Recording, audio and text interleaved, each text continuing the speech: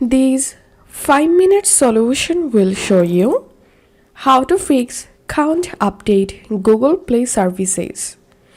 To solve Google Play services update error, follow these easy and quick steps.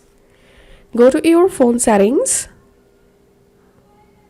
scroll down, tap on apps, tap on manage apps, tap on this three dot at the top right and tap on show all apps and tap on this search box and type here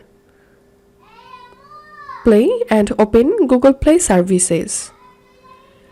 Once you are here, tap on uninstall updates. Okay. Then go back from here. Again go to settings, scroll down, tap on additional settings, scroll down, developer options, scroll down. Here enable Wi-Fi scan throttling and always keep mobile data on. Then check the issue. The third solution is update Google Play services.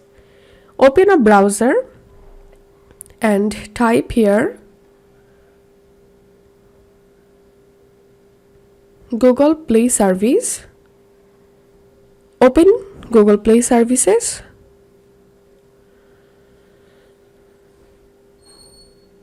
Tap on update. Once done, hope this solution will fix can't update Google Play services issue. If you find this video helpful, don't forget to subscribe 5-minute solution. See you in the next video.